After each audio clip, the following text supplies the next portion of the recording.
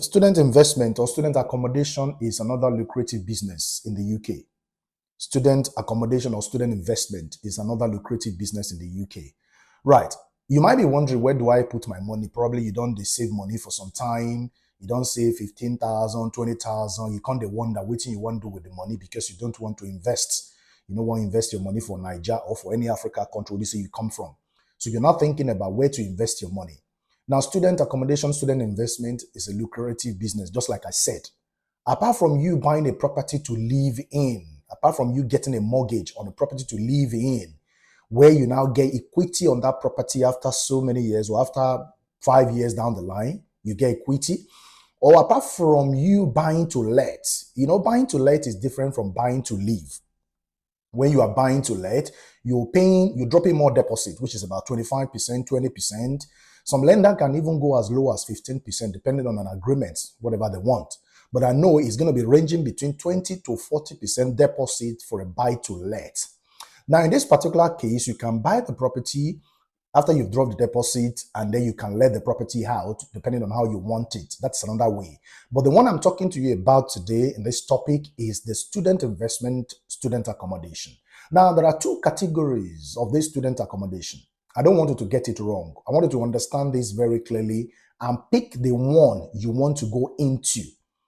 If you go outside of these two categories, there is every possibility that you might get it wrong. Now, there was a time I posted a video regarding this student accommodation. There was a particular builder selling properties, a brand new property coming up, and they are in studio flats. So those of you that are familiar with studio flat, you know exactly what I'm talking about. But if you don't know what a studio flat is a room with its kitchen, but then you got to share the utilities like the toilet and shower. Or if you turn the table around, it's a room with its toilet and shower, then you got to share the kitchen, which we call the ensuite. Now, in this particular case, it's a brand new built studio flat where you have to buy outright. This one is not mortgage. The type of student accommodation that I'm talking about here is not mortgage. You have to buy these outright, where I made mention of the fact that the price of that studio flat is 80,000 to buy the studio flat, which is just a room that has its own kitchen, but then whoever is renting it will share, the student will share the toilet and the shower, or the other way around. Do you understand? Now, in this particular case, I made mention of the fact that you will have to drop £5,000 to reserve the property. To reserve the property, at least to show your commitment, to show how serious you are. Now, 3 months down the line, where you will have to pay 50% of the 75% that is left. Now, take for instance, the property is £80,000, okay? You drop £5,000 to reserve the property. 3 months down the line, 3 months into the project, you pay 50% of the money, which is about 40,000, okay? You drop 40,000 3 months down the line, or 4 months down the line, okay? Another 3 months into the project, okay, you pay 25%. Okay, don't forget I said this is buying outright, it's not mortgage. So if it's not mortgage, it means that you're going to buy it outright. A few months down the line again, you pay 25%, and then upon completion, you drop the balance, which is the 20%. Don't forget that you had already deposited or you have reserved the property with £5,000. You are good to go.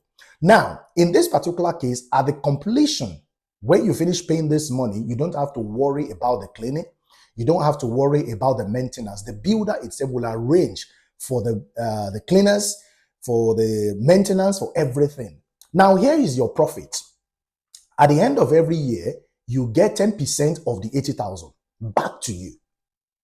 At the end of the year, it is either you want it every month, which can be tabulated and tell you, okay, maybe for instance, you are getting £800 or £600 every month, or you wait to the end of the year where you get the 10% of the total price of the property, or the total price at which you bought the property. I don't know if you're understanding me.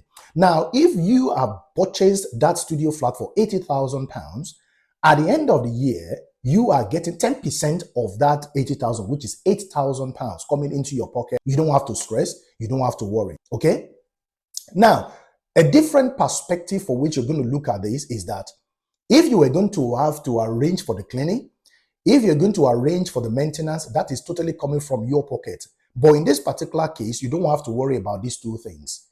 You don't have to worry about whether someone lives in there or someone has been able to rent it or someone is not able to rent it.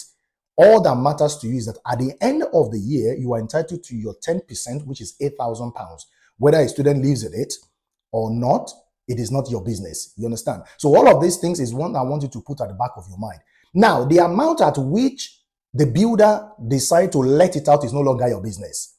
If the builder decide to say, okay, every year or every month, I want to let this studio flat to a particular student for X amount of money, it won't be your business. What is your business at the end of the year is your percentage, is your profit, which is £8,000 that comes into your pocket. I want you to understand this very well. Now, the second category is where you are going to get a mortgage on a particular property on 25%. Okay? Where you get 25% on a particular mortgage. And this is buy to let. And once you are doing buy to let, you can decide to turn it to whatever you like. But then you have to follow the proper channel to make sure you register the business. This is really important. So get this very clear and understand that these two categories are the main ways for which you're going to come up with your buy to let or investing in student accommodation or in student investment. So don't get it wrong. You cannot buy to live and turn it to buy to let. These are two different channels. If you want to buy to live, it's completely different from buy to let, and it's completely different from the one I mentioned, which is the student investment and student accommodation. And don't forget that this doesn't mean that you can't take decision on your property, because this is your property. You can decide to say, okay, you don't want to enter into a specific agreement anymore with the builder, because initially you're going to sign an agreement to say, okay, this is what is going to be happening. If it is okay by you, you sign it, then that's it. But at some point at the end of the contract or at the end of the agreement, you might want to say, okay, this is what I want to now use my property for. It is completely your choice. The fact that they are helping you to get a student to live in there, or they carry out the maintenance work or the cleaning work and all of that, doesn't mean you cannot make certain decisions. It's still your property. And don't forget, one thing about it is that property appreciates over time. The fact that you bought it for £80,000 does not mean it's going to remain 80,000 for the rest of the years ahead. You understand? Even 2 years down the line, you discover that the property has actually appreciated, maybe with a little margin or thereabouts. You understand? Now, this money is kind of big. If you're talking about 80,000, is a whole lot of money. But then, if you have someone that you know you can trust, if you have trusted persons around you, you can come together to liaise and put your money together to, get into this kind of business. And at the end of the year, you share the profit. Somebody you know you can trust. There are a lot of people that are into joint ventures in this country that have put money together to start a business and they're happy. It's all about trust. You understand? So I know sometimes it's really kind of, when you look at it very well, 80K is a lot of money. But when you get somebody you can trust, this business is really good, to be honest, guy.